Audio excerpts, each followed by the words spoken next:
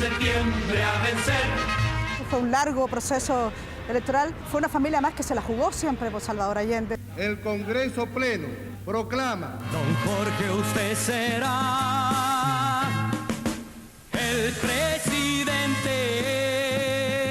Don Jorge Alessandri no quería ir a esa reelección. Presidente de la República. Había mucha exacerbación en la vida política. En la cuarta vez gana. Al ciudadano Salvador Allende Gossen. El gobierno del presidente Eduardo Frei Montalva estaba próximo a finalizar. Con su programa de Revolución en Libertad, el candidato de la ADC se había impuesto 6 años antes cómodamente en las urnas. Pero la elección fijada para definir al nuevo mandatario sería muy diferente. La carrera para los comicios del viernes 4 de septiembre de 1970 contaba con 3 candidatos. Por la ADC, el abogado Radomiro Tomic. Por el Partido Nacional, el ingeniero y expresidente Jorge Alessandri. Y por la Unidad Popular, el médico Salvador Allende. Quizá una de las elecciones más reñidas, pero no tanto por el tema de los votos, particularmente por el clima, ambiente, ¿no es cierto?, político, fue precisamente la elección de 1970. Radomiro Tomic aparecía como el sucesor natural de Frei Montalva y bajo el lema "Tomic va donde el pueblo está", encarnaba la aspiración de un segundo mandato de la democracia cristiana. Yo participé en la campaña de mi papá muy activamente, y mis hermanos también, que están todos aquí en esta foto. Esta es una foto que nosotros distribuimos en esa época, en la campaña. Nos jugamos intensamente como familia. Fue una experiencia muy notable. Yo creo que para el país y para nosotros como familia nos dejó muy marcados. Salvador Allende había sido candidato presidencial en las elecciones de 1952, 1958 y 1964. Ahora se presentaba como el abanderado de la Unidad Popular. Claramente tenía muchas campañas, además fue diputado, senador. Una de las cosas que comentaban era este tren que se utilizaba en campaña, que tenía una épica maravillosa, cuando la gente lo recibía, la cercanía que él tenía con la gente. Jorge Alessandri había sido presidente de la República entre 1958 y 1964. Con su lema "Alessandri volverá", se lanzó nuevamente a la carrera por La Moneda. Eran historias muy repetidas de mi padre. Él fue uno de los coordinadores de la campaña y le tocó recorrer el país con el paleta. Don Jorge Alessandri no quería ir a esa reelección. Él estaba dedicado a otras actividades gremiales, profesionales. Fue un poco a contrapelo, se presentó sabiendo que era una elección muy complicada y que el país venía tremendamente dividido. Corazón de melón, melón, melón, melón, melón. Corazón. Amor a Dios. En 1970 la población era la mitad del Chile de hoy. Durante la campaña los candidatos se desplegaron por todo el país.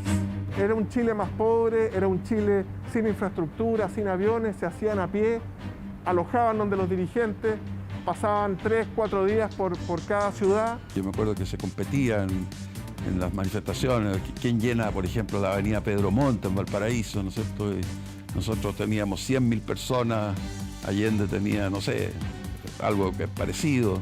Allende se comprometía con la gente. Estaba permanentemente en los territorios, conversando. Y me pasa, yo de repente ando caminando y me dice: oye, tu abuelo estuvo acá en mi casa, estuvo comiendo con nosotros. Previo a la elección, los candidatos participaron en un inédito debate televisivo. Está Tomic, Allende y Alessandri. Por órdenes del director, aparentemente el camarógrafo tiende a enfocarse más en Alessandri que en el resto. Jorge Alessandri, que ya tenía ciertos temblores en las manos, producto de la edad, y además vivía muy abrigado con su bufanda, y él fue vestido así a un estudio de televisión. Y de ahí hubo un tema bien interesante, porque eso afectó de alguna manera la imagen de Alessandri. En la elección más decisiva de su carrera política, Salvador Allende no votó. Como era senador por Magallanes, se encontraba inscrito en la región austral y ese día tuvo que justificar ante Carabineros de Providencia que no participaría en el proceso eleccionario. Nunca olvidaré la cara de mi padre cuando acompañó a votar a mi madre y a nosotros, sus hijas.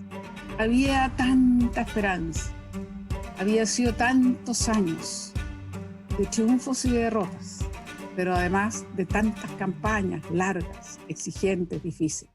En 1970 el padrón electoral tenía poco más de 3,5 millones de inscritos.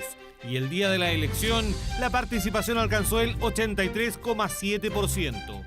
Con poco más de 1.070.000 votos, Allende se impuso a las urnas, aunque solo obtuvo mayoría relativa.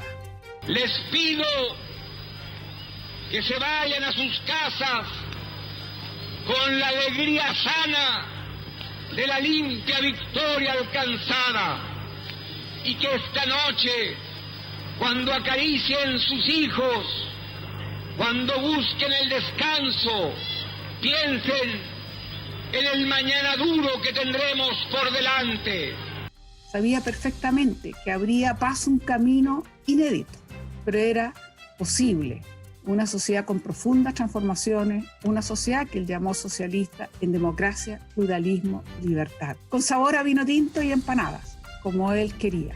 Recuerde usted que no había segunda vuelta, por lo tanto el Congreso Pleno era el que tenía que tomar la decisión última porque ningún candidato alcanzó la mayoría absoluta. Y algunos en el Congreso Pleno le propusieron a Alessandri y le dijeron votemos por ti aunque tengas la segunda mayoría. Y él no aceptó. Elección en el Congreso Pleno que por primera vez fue transmitida en directo por televisión. El Congreso Pleno proclama presidente de la República al ciudadano Salvador Allende Gossen.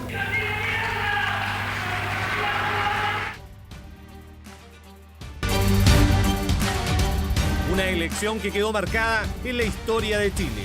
Luego vendrían los 1000 días de la Unidad Popular y el golpe de Estado. Un periodo presidencial que debía terminar el 3 de noviembre de 1976, pero quedó inconcluso por el dramático y violento quiebre democrático.